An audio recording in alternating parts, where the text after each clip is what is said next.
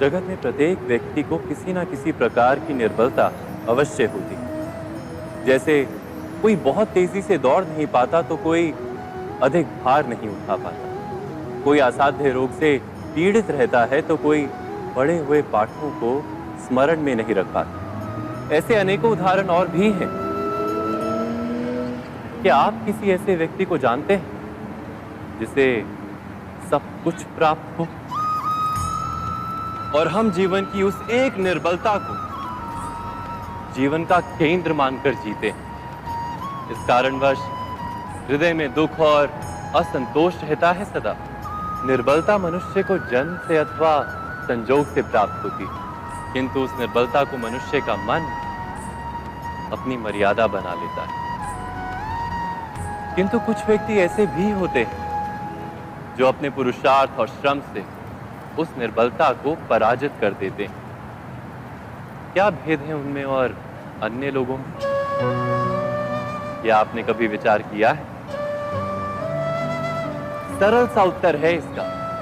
जो व्यक्ति निर्बलता से पराजित नहीं होता, जो पुरुषार्थ करने का साहस रखता है हृदय में, वो निर्बलता को पार कर जाता है। अर्थात निर्बलता अवश्य ईश्वर देता है, किंतु मर्यादा मनुष्य का मन ही निर्मित करता है।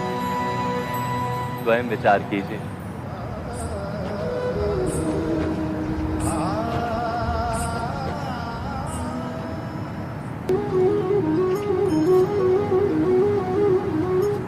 भविष्य का दूसरा नाम है संघर्ष। हृदय में आज इच्छा होती है और यदि पूर्ण नहीं हो पाती तो हृदय भविष्य की योजना बनाता है। भविष्य में इच्छा पूर्ण होगी ऐसी कल्पना करता रहता है, किंतु जीवन ना तो भविष्य में है ना अतीत में। जीवन तो इस क्षण का नाम है, अर्थात इस क्षण का अनुभव ही जीवन का अनुभव। पर हम ये जानते हुए भी इतना सा सत्य समझ नहीं पाते। या तो हम बीते हुए समय के स्मरणों को घेर कर बैठे रहते हैं, या फिर आने वाले समय के लिए हम योजनाएं बनाते रहते हैं और जीवन जीवन बीत जाता है। एक सत्य यदि हम हृदय में उतार लें कि ना हम भविष्य देख सकते हैं, ना ही भविष्य निर्मित कर सकते हैं, हम तो केवल धैर्य और साहस के साथ भविष्य को आलिंगन दे सकते हैं, स्वागत कर सकते हैं भविष्य का। तो क्या जीवन का हर पल जीवन से नहीं भर जाएगा? स्वयं विचार कीजिए।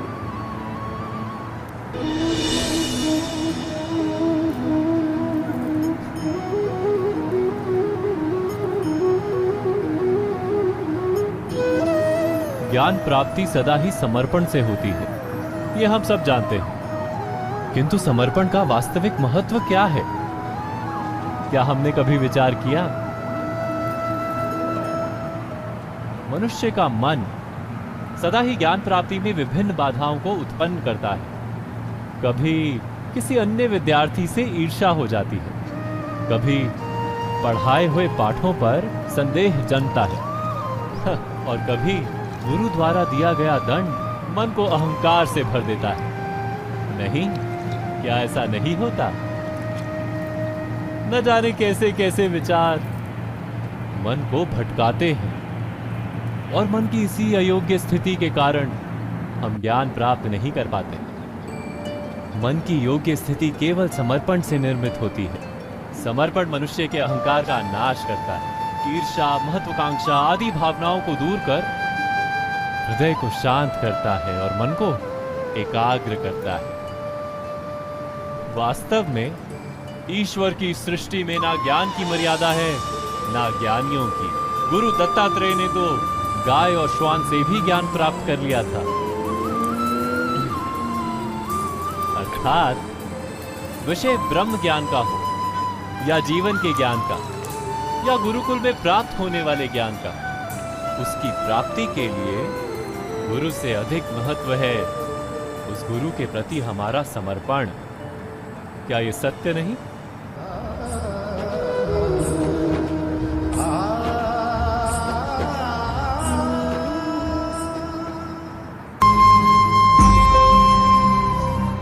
प्रत्येक मनुष्य के जीवन में ऐसा क्षण अवश्य आता है जब सारे स्वप्न, सारी आशाएं, सारे दृश्य ध्वस्त हो जाते हैं। जीवन के सारे आयोजन ही बिखर जाते हैं।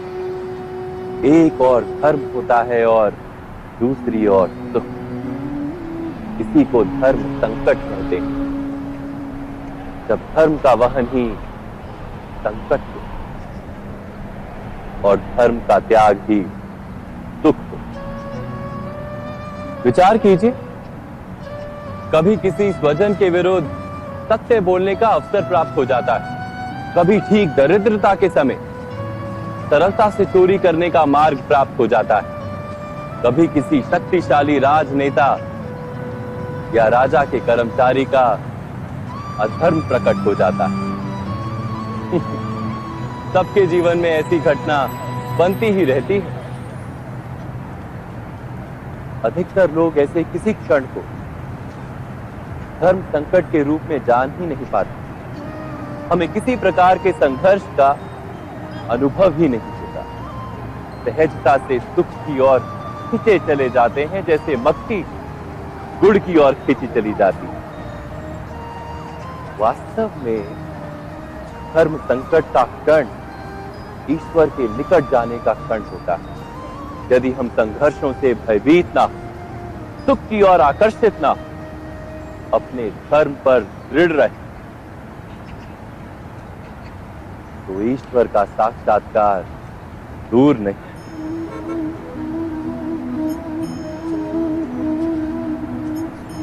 पवन से युद्ध करने वाला पत्ता यदि पेड़ से गिरता है तो भी आकाश की ओर उठता है। पवन से झुकने वाली घास वही भूमि पर रह जाती है। अर्थात धर्म संकट से यदि हम संकट को ही टाल दें, सुख तो मिलता है, जीवन बढ़ता है, किंतु क्या चरित्र नहीं टूटता? क्या आत्मा दरिद्र नहीं हो जाती? क्या ईश्वर से अंतर नहीं हो जाता? स्वयं विचार कीजिए। दो व्यक्ति जब निकट आते हैं तो एक दूसरे के लिए सीमाएं और मर्यादाएं निर्मित करने का प्रयत्न अवश्य करते हैं। हम यदि सारे संबंधों पर विचार करें तो देखेंगे कि इन सारे संबंधों का आधार यही सीमाएं हैं जो हम दूसरों के लिए निर्मित करते हैं। और यदि अनजाने में भी कोई अन्य व्यक्ति इन सीमाओं को तोड़ता है तो उसी क्षण हमारा हृदय क्रोध से भर जाता है। इन सीमाओं का वास्तविक रूप क्या है? क्या हमने कभी विचार किया? सीमाओं के द्वारा हम दूसरे व्यक्ति को निर्णय करने की अनुमति नहीं देते, अपना निर्णय उस व्यक्ति पर थोपते, अर्थात किसी की स्वतंत्रता का अस्वीकार करते हैं। और जब स्वतंत्रता का अस्वीकार किया जाता है तो उसका हृदय दुख से भर जाता है। और जब वो सीमाओं को तोड़ता है तो हमारा हृदय क्रोध से भर जाता है। क्या ऐसा नहीं होता?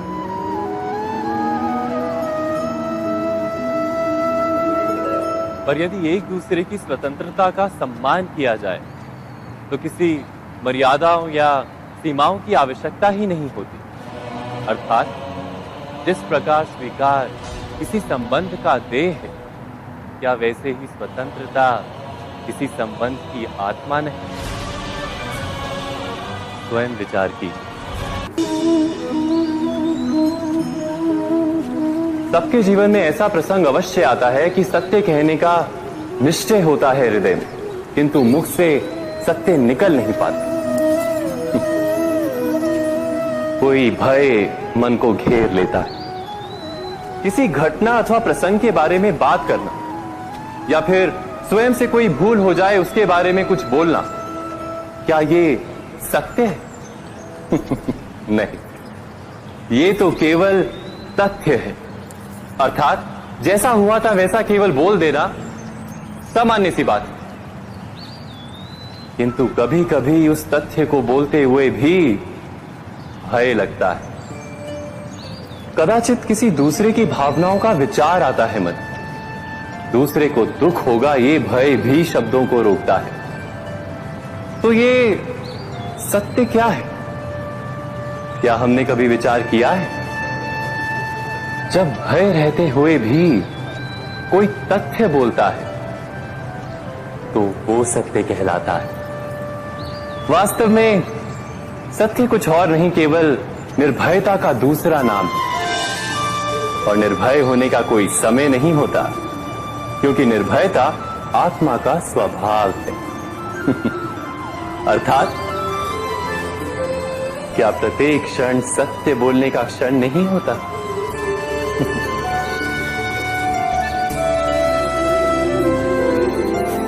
स्वयं विचार कीजिए।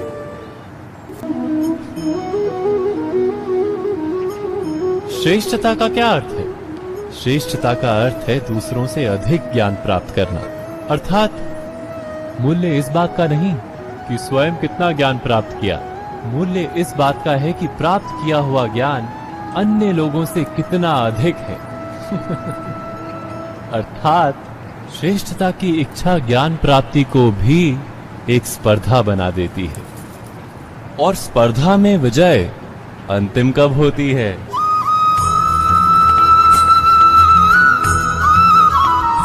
कुछ समय के लिए तो श्रेष्ठ बना जा सकता है, किंतु सदा के लिए कोई श्रेष्ठ नहीं रह पाता। फिर वही असंतोष, पीड़ा और संघर्ष जन्म लेता है। किंतु श्रेष्ठ बनने के बदले यदि उत्तम बनने का प्रयत्न करें तो क्या होगा? उत्तम का अर्थ है कि जितना प्राप्त करने योग्य है वो सब प्राप्त करना, किसी से अधिक पाने की इच्छा से नहीं, मात्र आत्मा की तृप्ति हेतु कुछ प्राप्त करना। उत्तम के मार्ग पर किसी अन्य से स्पर्धा नहीं होती, स्वयं अपने आप से स्पर्धा होती है। अर्थात उत्तम बनने का प्रयत्न करने वाले को देर अबेर सारा ज्ञान प्राप्त हो जाता है। बिना प्रयत्न के ही वो श्रेष्ठ बन जाता है। किंतु जो श्रेष्ठ बनने का प्रयत्न करता है वो श्रेष्ठ बने या ना बने, उत्तम कभी नहीं बन पाता।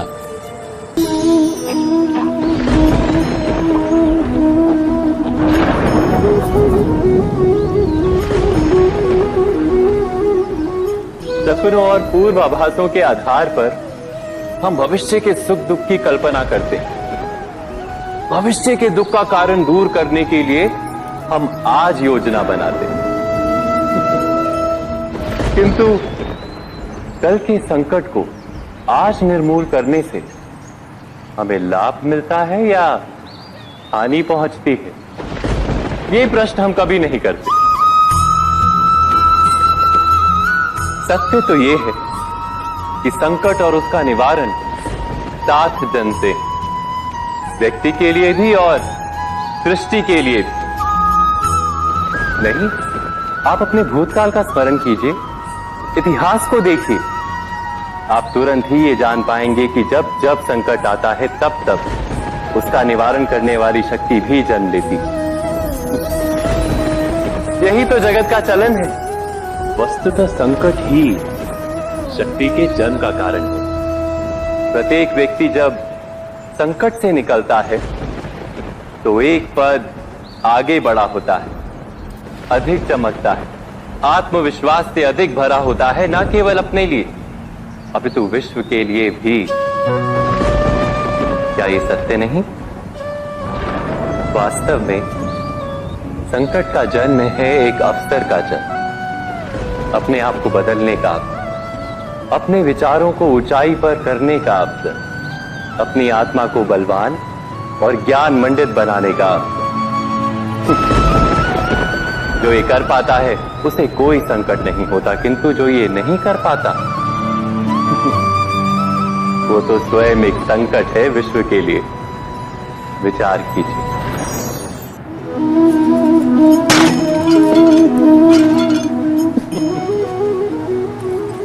कभी कभी कोई घटना मनुष्य के जीवन की सारी योजनाओं को तोड़ देती और मनुष्य उस आघात को अपने जीवन का केंद्र मान लेता। पर क्या भविष्य मनुष्य की योजनाओं के आधार पर निर्मित होते हैं?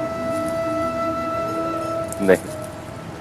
जिस प्रकार किसी ऊंचे पर्वत पर सर्वप्रथम चढ़ने वाला उस पर्वत की तलाई में बैठकर जो योजना बनाता है, क्या वही योजना उसे उस पर्वत की चोटी तक पहुंचाती? नहीं। वास्तव में वो जैसे जैसे ऊपर चढ़ता है वैसे वैसे उसे नई नई चुनौतियां, नई नई विडंबनाएं, नए नए अवरोध मिलते हैं। प्रत्येक पद पर वो अपने अगले पद का निर्णय करता है। प्रत्येक पद पर उसे अपनी योजनाओं को बदलना पड़ता है। कहीं पुरानी योजना उसे खाई में ना ढकेल दे। वो पर्वत को अपने योग्य नहीं बना पाता, केवल स्वयं को पर्वत के योग्य बना सकता है। क्या जीवन के साथ भी ऐसा ही नहीं? जब मनुष्य जीवन में किसी एक चुनौती को, एक अवरोध को अपने जीवन का केंद्र मान लेता है, अपने जीवन की गति को ही रोक देता है, तो वो अपने जीवन में सफल नहीं बन पाता और ना ही सुख और शांति प्राप्त कर पाता। अर्थात जीवन को अपने योग्य बनाने के बदले स्वयं अपने को जीवन के योग्य बनाना ही सफलता और सुख का एकमात्र मार्ग नहीं। स्वयं विचार कीजिए।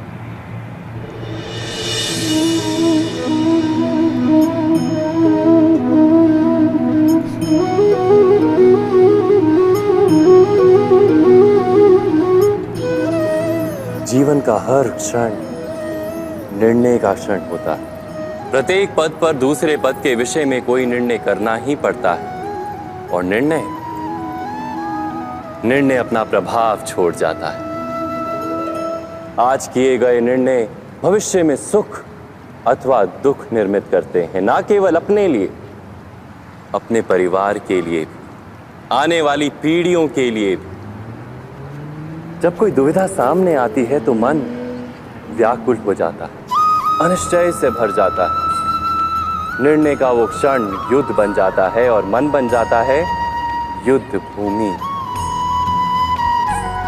अधिकतर निर्णय हम दुविधा का उपाय करने के लिए नहीं, केवल मन को शांत करने के लिए लेते हैं। पर क्या कोई दौड़ते हुए भोजन कर सकता है? नहीं। तो क्या युद्ध से जूझता हुआ मन कोई योग्य निर्णय ले पाएगा? वास्तव में शांत मन से जब कोई निर्णय करता है तो अपने लिए सुखद भविष्य बनाता है, किंतु अपने मन को शांत करने के लिए जब कोई निर्णय करता है तो वो व्यक्ति भविष्य में अपने लिए कांटों भरा वृक्ष लगाता है।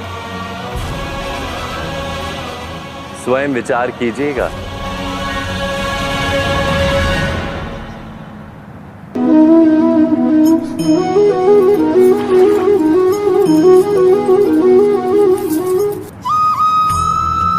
जीवन में आने वाले संघर्षों के लिए जब मनुष्य स्वयं को योग्य नहीं मानता, जब उसे अपने ही बल पर विश्वास नहीं रहता, तब वो सद्गुणों को त्याग कर दुर्गुणों को अपनाता है।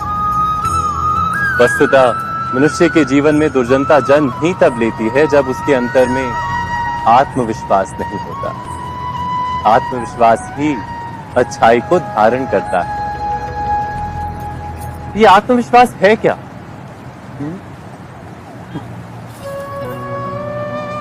जब मनुष्य ये मानता है कि जीवन का संघर्ष उसे दुर्बल बनाता है, तो उसे अपने ऊपर विश्वास नहीं रहता। वो संघर्ष के पार जाने के बदले संघर्ष से छूटने के उपाय ढूंढने लगता है। किंतु जब वो ये समझता है कि ये संघर्ष उसे अधिक शक्तिशाली बनाते हैं, ठीक जैसे व्यायाम करने से देह की शक्ति बढ़ती, तो प्रत्येक संघर्ष के साथ उसका उत्साह बढ़ता है। अर्थात आत्मविश्वास और कुछ भी नहीं, मन की स्थिति, जीवन को देखने का दृष्टिकोण मात्र है। और जीवन का दृष्टिकोण तो मनुष्य के अपने वश में होता है। स्वयं विचार कीजिए।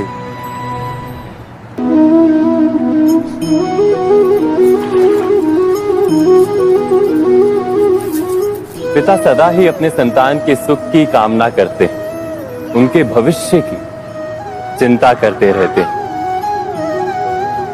इसी कारणवश सदा ही अपने संतानों के भविष्य का मार्ग स्वयं निश्चित करने का प्रयत्न करते रहते हैं। जिस मार्ग पर पिता स्वयं चला है, जिस मार्ग के कंकर पत्थर को स्वयं देखा है, मार्ग की छाया, मार्ग की धूप को स्वयं जाना है, उसी मार्ग पर उसका पुत्र भी चले, यही इच्छा रहती है हर पिता की। निस्संदेह उत्तम भावना है ये, किंतु 3 प्रश्नों के ऊपर विचार करना हम भूल ही जाते हैं। कौन से प्रश्न? प्रथम प्रश्न, क्या समय के साथ प्रत्येक मार्ग बदल नहीं जाते? क्या समय सदा ही नई चुनौतियों को लेकर नहीं आता? तो फिर बीते हुए समय के अनुभव नई पीढ़ी को किस प्रकार लाभ दे सकते हैं? दूसरा प्रश्न, क्या प्रत्येक संतान अपने माता पिता की छवि होता है? हाँ, संतानों को संस्कार तो अवश्य माता पिता देते हैं, किंतु भीतर की क्षमता तो ईश्वर देते हैं। तो जिस मार्ग पर पिता को सफलता मिली है, विश्वास है कि उसी मार्ग पर उसकी संतानों को भी सफलता और सुख प्राप्त होगा। तीसरा प्रश्न, क्या जीवन के संघर्ष और चुनौतियां लाभकारी नहीं होती? क्या प्रत्येक नया प्रश्न एक नए उत्तर का द्वार नहीं खोलता? तो फिर संतानों को नए नए प्रश्नों, संघर्षों और चुनौतियों से दूर रखना, ये उनके लिए लाभ करना कहलाएगा या हानि पहुंचाना? अर्थात जिस प्रकार संतान के भविष्य का निर्माण करने के बदले उसके चरित्र का निर्माण करना श्रेष्ठ है, वैसे ही संतानों के जीवन का मार्ग निश्चित करने के बदले उन्हें नए संघर्षों के साथ जूझने के लिए मनोबल व ज्ञान देना अधिक लाभदायक नहीं होगा? स्वयं विचार कीजिए। मनुष्य की सबसे बड़ी दुर्बलता क्या होती है? सोचिए। धन, प्रेम, अहंकार। मनुष्य की सबसे बड़ी दुर्बलता होती है उसके रहस्य। चाहे आप कितने भी शक्तिशाली क्यों ना हो, कितने भी प्रबल क्यों ना हो, परंतु उसके रहस्य उसके नाश की चाबी होती है। इसलिए यदि प्रबल रहना है, शक्तिशाली रहना है, समर्थ रहना है, तो अपने रहस्य को किसी को भी ना बताएं, ना मित्र को और ना ही शत्रु को, क्योंकि समय पड़ने पर कब कौन शत्रु हो जाए ऐसा कहना संभव नहीं। विभीषण को रावण के अमृत कुंड का ज्ञात था, इसीलिए प्रभु श्री राम रावण का वध करने में सफल हो सके। इसलिए उचित यही है कि आप अपने रहस्य को स्वयं तक ही सीमित रखें। मनुष्य जीवन की परीक्षा में सफल होने के लिए क्या नहीं करता? वो परिश्रम करता है, दौड़ भाग करता है, और ये सब करने के पश्चात भी जब उसका काम नहीं बनता तो वो नकल करता है ना? तनिक लौटिए अपने बचपन में, स्मरण कीजिए अपने बचपन की स्मृतियों का। क्या स्मरण हुआ? विद्यालय में जब आप परीक्षा देने जाते थे तो क्या होता था? आप ना सही, परंतु कोई ना कोई सफलता पाने के लिए नकल करता ही था और उत्तीर्ण भी हो जाता था, है ना? परंतु जीवन की परीक्षा ऐसी नहीं होती। नकल करने वाला सफल नहीं होता। कारण विद्यालय में सबके प्रश्न पत्र एक होते थे, परंतु जीवन के प्रश्न पत्र और उनकी कठिनाई सबके लिए भिन्न होती, तो निश्चित रूप से उनके उत्तर भी भिन्न होंगे ना। इसलिए यदि आपको जीवन में सफलता पानी है तो नकल ना कीजिए, स्वयं के प्रश्नों का उत्तर स्वयं ढूंढिए और सफलता आपकी ही होगी। मनुष्य का जीवन हार और जीत विजय और पराजय, सफलता और असफलता के मध्य झूलता रहता है। आपके साथ भी ऐसा होता होगा, है ना?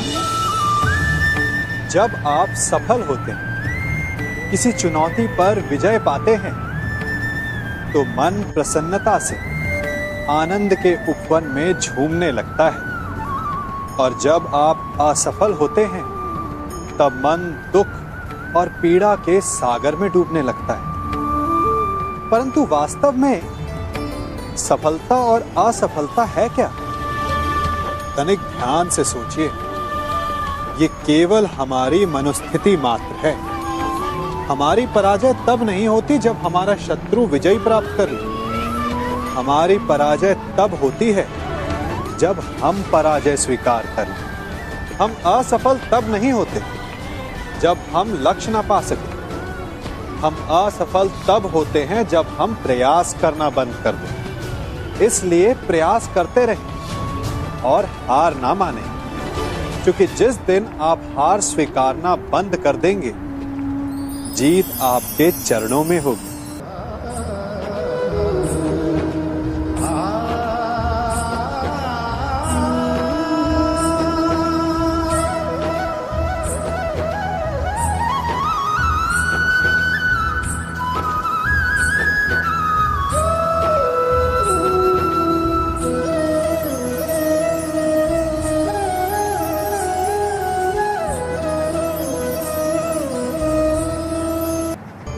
आप सबने बरगद के वृक्ष को तो देखा ही होगा। क्या आपको ज्ञात है, बरगद के वृक्ष के बीज का आकार राई से भी छोटा होता है, परंतु बरगद का वृक्ष संसार के महाकाय वृक्षों में जाना जाता है। जब उसका जन्म होता है, तब उसमें वो जटाएं, वो शाखाएं नहीं होती, परंतु जैसे जैसे उसका विस्तार होता है, जैसे जैसे वो अधिक शाखाओं का भार उठाता है, अधिक पत्तियों का सृजन करता है, वैसे वैसे उसकी शाखाएं जटाएं बनकर जड़ तक पहुंचती है और इस वृक्ष को सहारा देती है। ये जीवन का बहुत महत्वपूर्ण पथ है। बिना लोभ लालच शुभ कार्य करें, अन्य लोगों की सहायता करें। धीरे धीरे आपने जिनकी सहायता की, वो आपके सहायक बनते जाएं, आपकी जड़ों को और बलशाली बनाएंगे, आयु, मान और आकार बढ़ाएंगे। सहजीवन, सहायता और निष्काम कर्म आपको मृत्यु के पश्चात भी मरने नहीं देगा, आपको अमर रखेगा। हमारा शरीर प्रकृति का एक महान आविष्कार है। इससे जटिल संरचना संसार में और कोई नहीं। हमारा शरीर जितना जटिल है, यदि इसे ठीक से जाना जाए, तो इससे अधिक सरल ज्ञान देने वाला और कोई नहीं। हमारे शरीर में पंच इंद्रियां होती हैं, जो हमें भाव, गुण और वस्तुओं का बोध कराती हैं। हमारे पास आंखें हैं, नाक है, स्पर्श के लिए त्वचा है, कान है और जीभा है। सबका भिन्न भिन्न कार्य है। आंखों से देखना, कानों से सुनना, नथनों से श्वास लेना, त्वचा से स्पर्श करना और जीभा से स्वाद लेना। परंतु क्या आपने कभी सोचा कि प्रकृति ने हमें 2 आंखें दी, 2 नथने दी, 2 कान दी, स्पर्श के लिए ये पूरा शरीर दिया, परंतु जीभा केवल 1 दी? ऐसा क्यों? क्योंकि प्रकृति चाहती है कि हम देखें अधिक, सुने अधिक और ज्ञान अधिक अर्जित करें, बोले कम। क्योंकि अधिक वाचाल नाश को निमंत्रण देता है। स्मरण रखिएगा।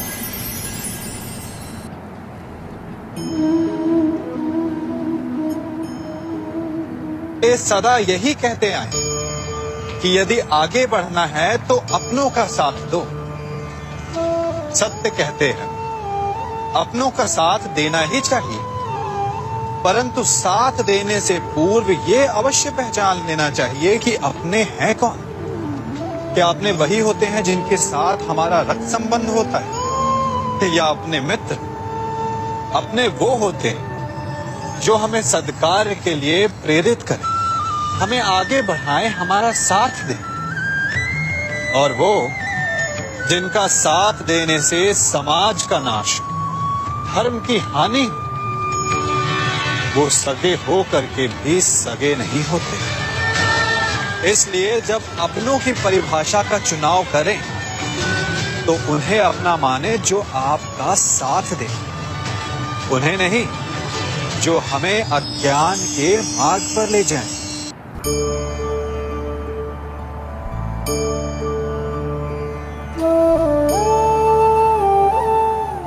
आप जिनसे प्रेम करते हैं सदा उनके समीप रहना चाहते हैं, नहीं चाहते कि कभी अपनों से दूर होना पड़े, बिछड़ना पड़े। परंतु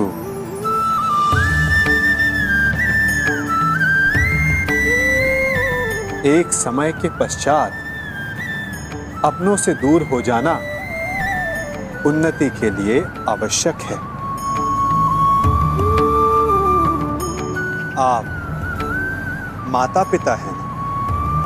यदि आप अपनी संतान के जीवन के हर पग पर उनका मार्गदर्शन करते रहेंगे तो आपकी संतान स्वयं मार्ग चुनना कैसे सीखेगी? मार्ग के कांटों से स्वयं को बचाना कैसे सीखेगी? इसीलिए एक समय के पश्चात अपनों से बनाई गई दूरी सदा लाभदायक रहती है। आज मैं आप सबको एक कथा सुनाता हूं। एक दिन प्रातः एक व्यापारी अपने घर से निकला। घर से निकलते ही एक बिल्ली ने उस व्यापारी का मार्ग काट दिया। व्यापारी घबरा गया। वो फिर से घर लौट गया और शुभ घड़ी की प्रतीक्षा करने लगा। और जब वो पुनः अपने घर से निकला तब वो वाहन जा चुका था जिससे राजा तक पहुंचकर उसे भेंट देनी थी। राजा को भेंट नहीं मिली। राजा क्रोधित हो गए। राजा ने उस व्यापारी का व्यापार बंद करवा दिया। इस कारण व्यापारी क्रोधित होकर घर पर अपनी पत्नी से लड़ बैठा। पत्नी अपने बच्चों समेत मैके वापस चली गई और उस व्यापारी के जीवन में यदि कुछ रह गया था तो केवल अंधकार। और इन सब का कारण वो उस बिल्ली को मानता रहा जिसने उसका मार्ग काटा था। ऐसा ही एक दूसरा व्यापारी राजा को भेंट देने निकला और उस व्यापारी का मार्ग भी एक बिल्ली ने काट दिया। वो व्यापारी तनिक घबराया, परंतु उसने आगे बढ़ना अधिक उचित समझा। राजा तक वो समय पर पहुंचा। उसने राजा को भेंट दी। राजा प्रसन्न हुए और राजा ने व्यापारी को अपना व्यापार बढ़ाने की अनुमति दी, स्वर्ण आभूषण दी। जब व्यापारी घर पर पहुंचा तो पत्नी को आभूषण और अपने बच्चों को देने के लिए वस्त्र थे उसके पास। हर ओर प्रसन्नता थी। समझ रहे हैं ना? दोनों के साथ एक ही प्रकार की घटना हुई, परंतु दोनों की प्रतिक्रिया भिन्न थी। ऐसा ही हमारा जीवन भी है। हमारे जीवन में प्रारब्ध का अपना स्थान है, परंतु उससे कई अधिक महत्वपूर्ण हमारी प्रतिक्रिया, हमारे सोच का प्रभाव है। क्योंकि यही हमारे जीवन को आकार देते हैं। इसलिए अपनी सोच को सकारात्मक रखिए। आपका जीवन सदैव आनंदमय।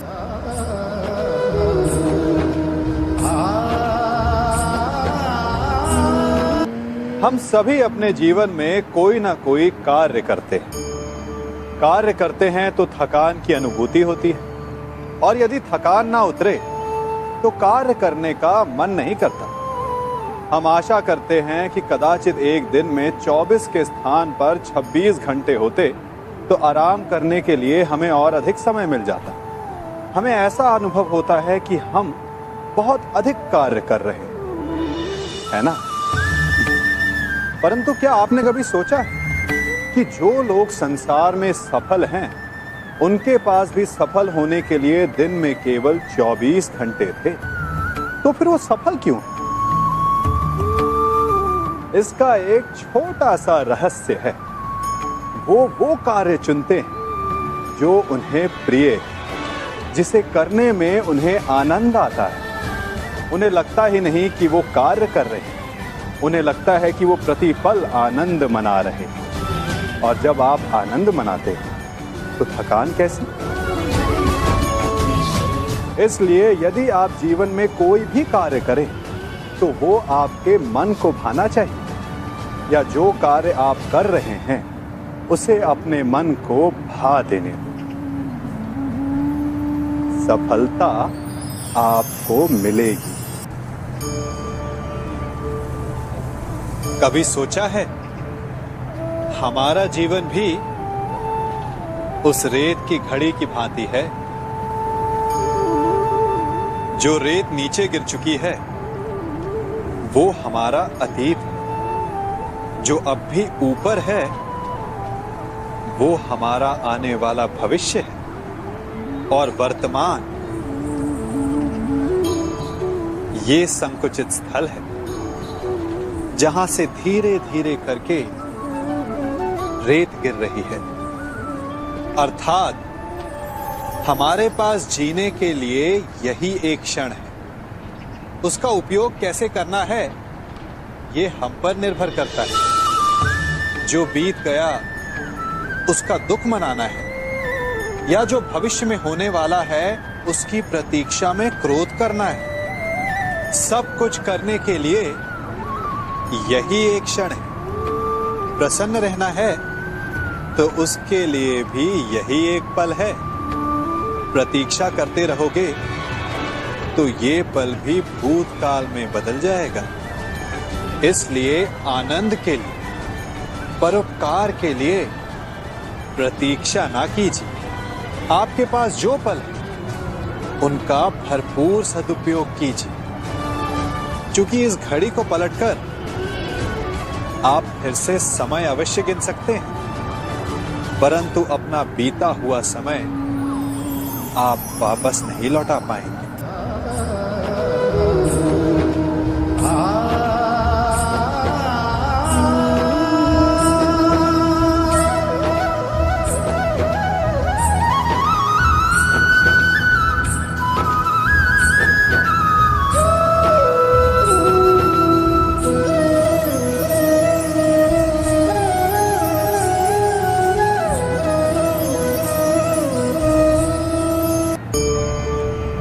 मनुष्य भी बड़ा विचित्र प्राणी है। अपनों से नीचे के स्तर के लोगों को वो हे दृष्टि से देखता है, उनका उपहास उड़ाता है, उनसे बार बार कहता है कि तुम्हारा कुछ नहीं हो सकता, तुम भविष्य में कुछ नहीं कर पाओगे। जब मनुष्य के पास धन, संपत्ति, मान होता है तो वो दूसरों का आदर नहीं करता, परंतु वो एक बात भूल जाता है कि उससे भी अधिक शक्तिशाली कोई अस्तित्व में है, और वो है समय। काल काल अपना चक्र कब बदलेगा ये कोई नहीं जानता। समय अपनी करवट कब लेगा ये कोई नहीं जानता। कोयला भी समय के साथ साथ हीरे में परिवर्तित हो जाता है। इसलिए जीवन में कभी भी किसी का भी उपहास नहीं उड़ाना चाहिए।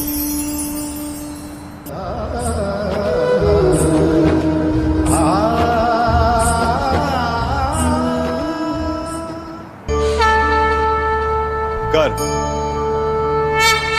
अभिमान और अहंकार, ये तीनों सुनने में एक जैसे लगते हैं, परंतु तीनों का अर्थ भिन्न होता है और परिणाम भी। तीनों का आरंभ प्रेम से होता है।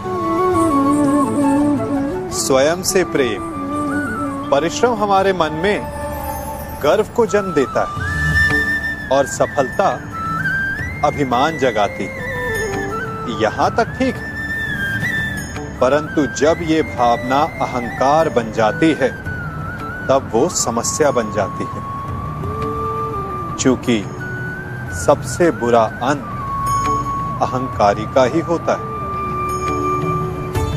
परंतु मनुष्य के लिए पहेली यही है कि पहचाना कैसे जाए कि अहंकार जग गया है और उसका दमन आवश्यक है। इसका उत्तर मैं नहीं, आपका मन देगा।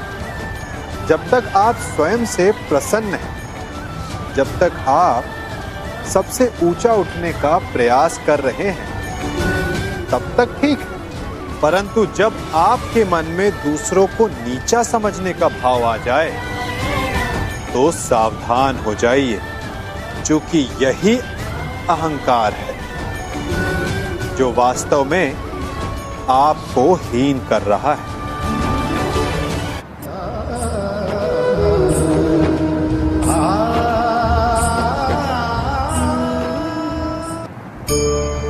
आज मैं आप सबको एक कहानी सुनाता हूं। एक दिन गोकुल में दो व्यापारी आए। एक व्यापारी शहद का था, बड़ा मीठा शहद था उसका, परंतु वो गोकुल में टिक नहीं पाया। उसके व्यापार ने घाटा खाया और शीघ्र ही वो गोकुल छोड़कर चला गया। और दूसरा व्यापारी मिर्च का था। पहले दिन वो एक पोटली लाया और दूसरे ही दिन वो पूरी बैलगाड़ी भर कर लाया और धीरे धीरे पूरी मथुरा में उसकी धाक जम गई। मुझे बड़ा आश्चर्य हुआ, तो मैंने बाबा से पूछा कि ऐसा क्यों कि एक मीठे शहद का व्यापारी कंगाल हो गया और एक मिर्च का व्यापारी धीरे धीरे नगर सेठ बन गया। बाबा मुस्कुराए और उन्होंने कहा कि मीठी बोली बोलने वाले की तीखी मिर्च भी बिक जाती है और जो कड़वी बोली बोलता है उसका मीठा शहद भी नहीं बिकता। वाह, कितने उत्तम विचार हैं उनके, और उचित ही है। मनुष्य अपने जीवन में सदैव अपने वचनों से उठता है और अपने वचनों से ही गिरता है। इसलिए अपने जीवन में सदैव मीठी बोली बोलने का प्रयास कीजिए, आपका जीवन सरल हो जाएगा। मनुष्य की सबसे बड़ी दुर्बलता क्या होती है? सोचिए। धन, प्रेम, अहंकार। मनुष्य की सबसे बड़ी दुर्बलता होती है उसके रहस्य। चाहे आप कितने भी शक्तिशाली क्यों ना हो, कितने भी प्रबल क्यों ना हो, परंतु उसके रहस्य उसके नाश की चाबी होती है। इसलिए यदि प्रबल रहना है, शक्तिशाली रहना है, समर्थ रहना है, तो अपने रहस्य को किसी को भी ना बताएं, ना मित्र को और ना ही शत्रु को, क्योंकि समय पड़ने पर कब कौन शत्रु हो जाए ऐसा कहना संभव नहीं। विभीषण को रावण के अमृत कुंड का ज्ञात था, इसीलिए प्रभु श्री राम रावण का वध करने में सफल हो सके। इसलिए उचित यही है कि आप अपने रहस्य को स्वयं तक ही सीमित रखें।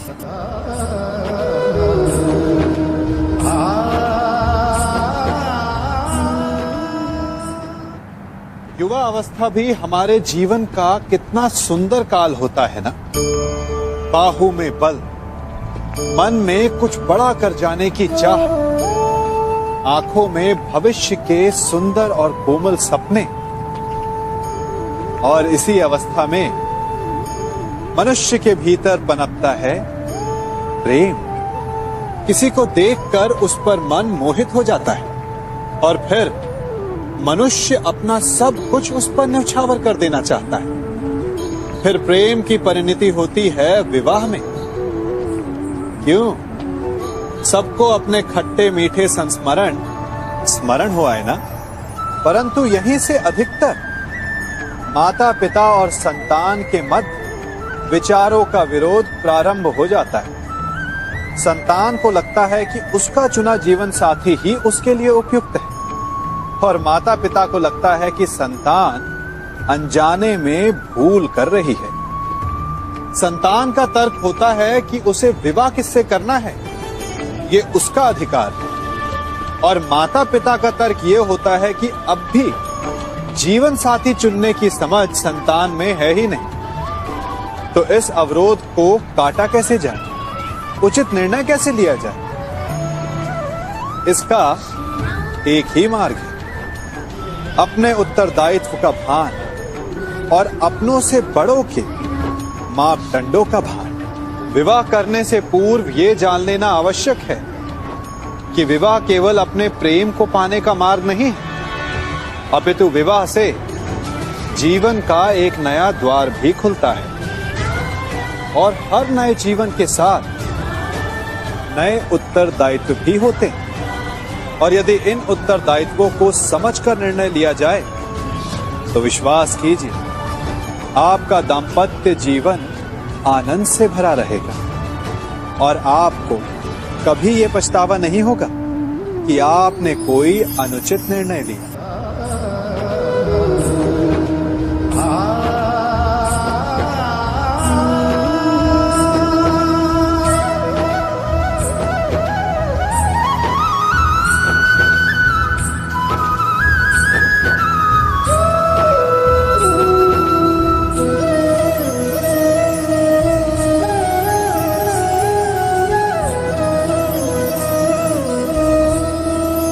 जब सागर का जल वाष्प बनकर उड़ता है तब वो हमें दिखाई नहीं देता।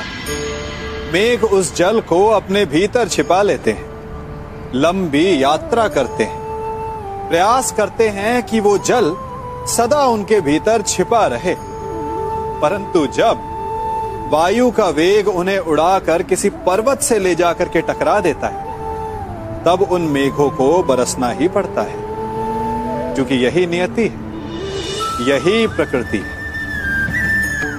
क्योंकि जल को सागर में जाकर मिलना ही है। ठीक ऐसा ही हमारे साथ भी होता है। हम सत्य अपने मन के मेघों में चाहे जितना छिपाने का प्रयास कर लें, परंतु समय की आंधी उसे वास्तविकता के पर्वत से ले जाकर के टकराकर हमारे समक्ष ले ही आती है। जिस भय के कारण आप सत्य को सामने नहीं लेकर आना चाहते, एक दिन वही भय हमारे समक्ष आकर खड़ा हो जाता है, और फिर हम लाचार हो जाते हैं, क्योंकि हमने उस भय का सामना करने की तैयारी नहीं की होती। इसलिए सत्य से भागे नहीं, उसे छिपाए भी नहीं, उसे स्वीकार करें। भविष्य की बड़ी विपत्ति से बच जाएंगे।